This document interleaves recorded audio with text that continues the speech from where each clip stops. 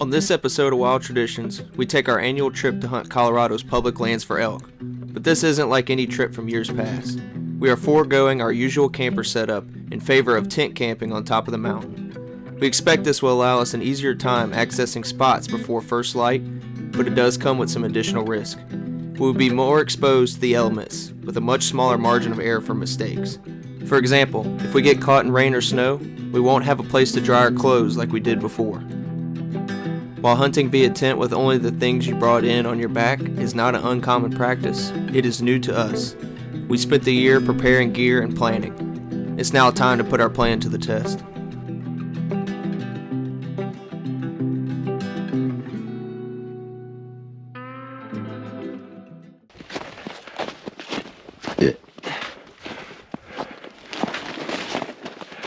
After about 50 yards of the initial hike in, problem 1 arises. We have too much weight on our backs to try to bring in one load, especially with 800 vertical feet still to climb. Each of us sheds some weight, and we continue the hike up the mountain.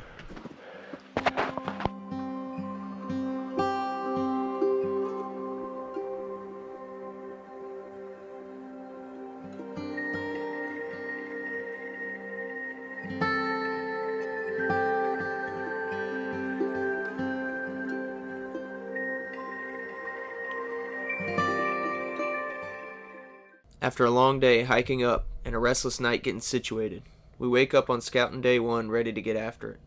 We head to our first glass spot with a cup of coffee and high hopes. First full day on the mountain. Yesterday we drove in to the area and hiked up. Overestimated our packing capabilities in terms of weight, so yesterday took longer than expected. But today we should be able to get a full day of scouting in. Hopefully the snow holds off. We got pretty much four ridges we're working. And the ridge we were focusing on this morning is where we saw bull last year. We couldn't get a shot on it, so pretty much looking for that bull. So as we were glassing, I kind of looked up the drainage. We found what looks to be 7 or 8 cows. It's about lunchtime now. I went and got in the spot and scope. Got 8 or 10 cows. Pretty way up towards the head of the valley. So it's been pretty good. Seen double-digit elk, all cows, which is fine. We have a cow tag. Of course, we really want to find a bull, but we are perfectly accepting of a cow. We got another scouting day tomorrow. We'll keep looking for a bull and try to make a plan. Those cows don't seem to be in much of a hurry at all. They're bedded in a section of snow at about, 8,500 feet or so. And they don't seem bothered at all. Of course, they're a long ways off. We can make a plan come opening day, opening morning, of exactly where we want to set up and try not to blow out any animals. We spend the rest of our day fine-tuning camp and glassing off of our front porch.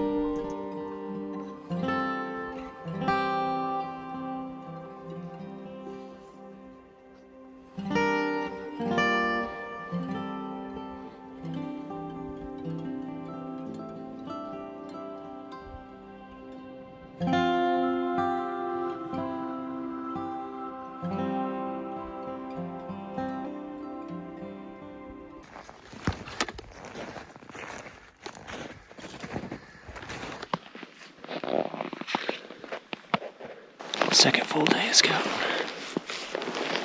Doing an interview. Talking to the camera. But we're set up in about the same spot we were yesterday evening. Tomorrow's opening day, so we'll need to make a rock solid plan today. Good thing is we're seeing elk, so it's early in the morning, about 7:30. We got up this morning before dark and went to our evening glassing spot from yesterday to try to re-spot the cows. We haven't seen them yet, so we moved down the ridge some to see if we can get a better angle and try to explore a little bit more of the area we're hunting at. I think it's about 4 or 5 degrees this morning. It snowed overnight, so there's a good chance that the cows are a little delayed. If I had to guess, with the snow overnight, they were bedded pretty good somewhere in some dark timber. And We just can't see them right now, so we keep glassing. We're gonna keep moving down the ridge, trying not to be too disruptive. While heading down the ridge midday, we run across some grouse. We specifically brought a .22 rifle up the mountain just in case we found some, so I set up for a shot.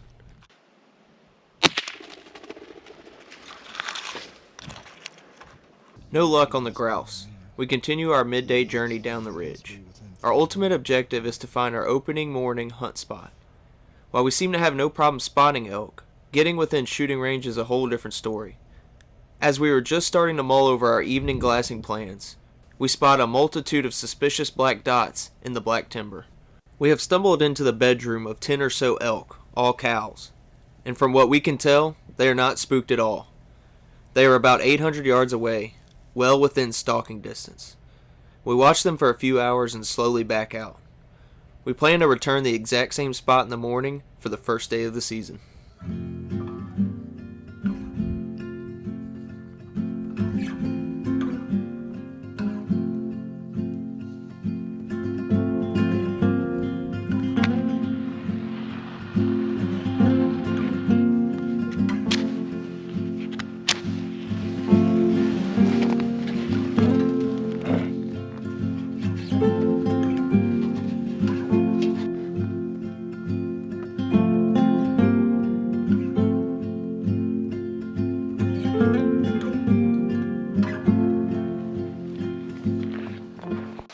It's opening morning.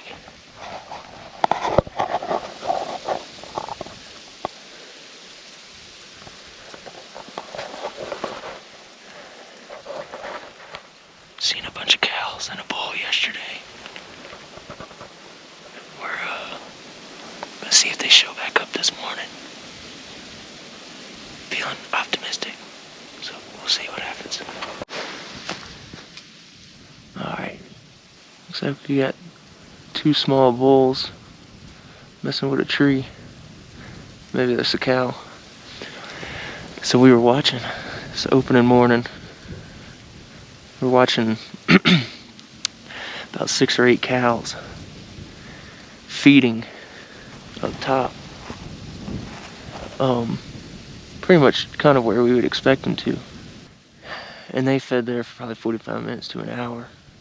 And then all of a sudden, 15 more of them come over the top in a big hurry. And one bull, which we think might have been a legal bull. And they just started hauling ass. And they cut across the landscape, kind of opposite of where we really anticipated them to go. But now we've had 8 or so more come back over the ridge, separate from the ones that just hauled ass across. I think we got 2 small bulls fighting right here. So that's pretty cool.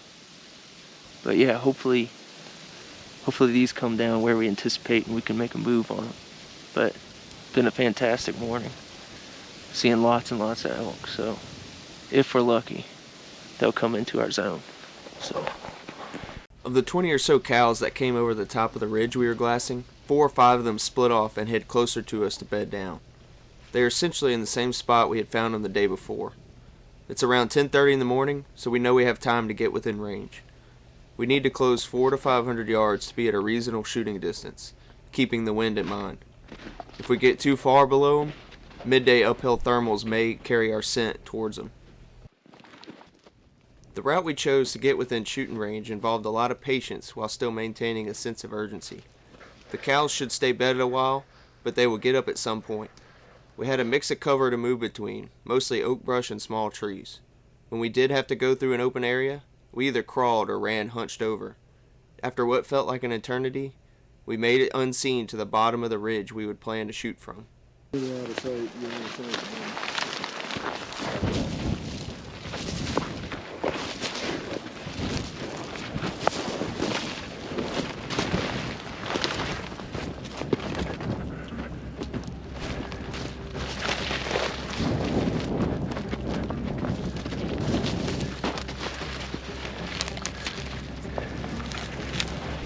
The riskiest part of the stalk is now behind us. No longer inside the elk, we just need to carefully crest the hill in front of us for a shot.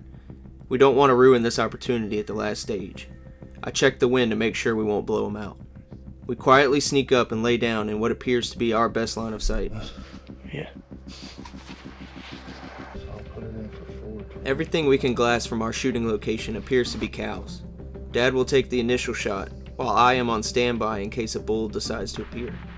We wait patiently for what feels like an eternity for one of the bedded cows to get up and offer a broadside shot. The first one to get up only shows us her rear and slowly feeds out and offers a perfect shot angle.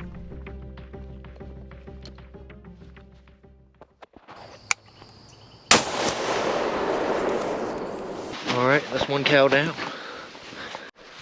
So now we gotta walk over there, cut her up. So, Dad shot a cow, opening day. Pretty good, pretty good. We're going back to get the rest of our stuff we left behind. We went to stalk her. Worked out almost according to plan. Of course, it's always a little more work than you think, but we got her down. That's a successful trip. The cow was shot across the drainage on a completely separate ridge. To get to her, we now have to go around, down, and up the other side. It's not a quick journey, and we end up burning most of the rest of the day getting to her.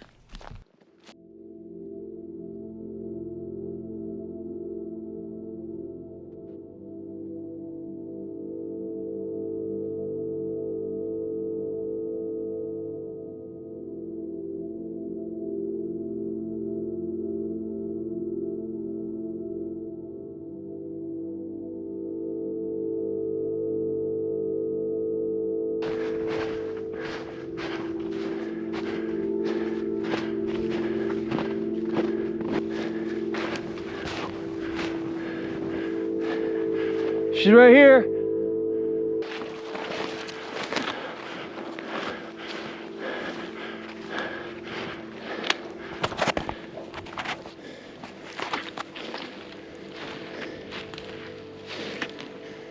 Oh man, the thing's huge. Holy shit.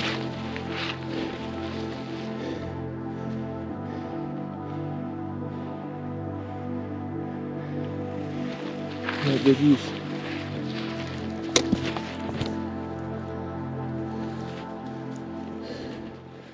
After we found the cow, we started working on dressing her out. Being used to skinning deer, the pure size of elk can make the task seem daunting, but we were confident in our abilities. By the time we started cutting, the sun had set. We were around 4 miles from camp at this point, so we made the decision to sleep under a nearby tree with a fire. A pack of coyotes shows up early to the party to see if they could get a bite of our kill. Despite the darkness and a couple of yipping friends, we get the cow quartered out and hung in a tree. The next morning we get to work deboning the meat. We left mostly everything hanging in a nearby tree to cool it overnight, with temps reaching around 25 degrees. The cooling is a necessity for quality and safety purposes, but an extended cool also makes deboning a little bit easier. I also take the time to hand saw off the shanks from the front legs and hindquarters. This is one of my favorite cuts, and having the bone in is critical. This does add weight to the pack out, but I know it'll be well worth it.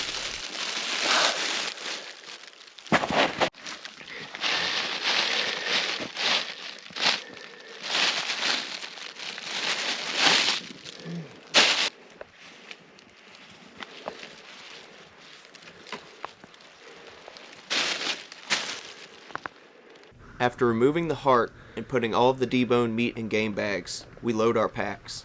They are unfathomably heavy, but we are doing our best to avoid a return trip. We set off back towards camp, knowing we have a long and hard day ahead of us.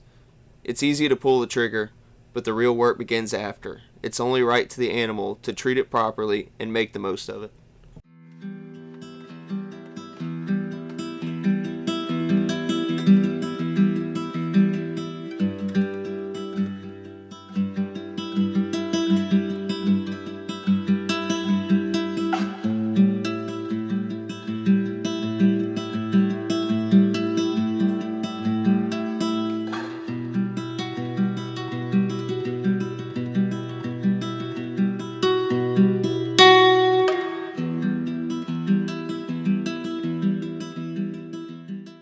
next day, I strike off on a solo hunt while Dad starts to work on picking up camp. I don't really anticipate killing anything, but you never know when a giant bull could pop out. I find some peaceful looking oak brush to sit under and reflect. We had put a lot of time and effort into preparing for this trip. We had also spent many years hunting in futility, not realizing we were hindering ourselves in multitude of ways. By no means are we experts at this point, but to kill an elk on public land on opening day provided a sense of accomplishment to us. And the best part of all of it is that we get to relive the experience and remember the hard work each time we pull some of this elk out of the freezer.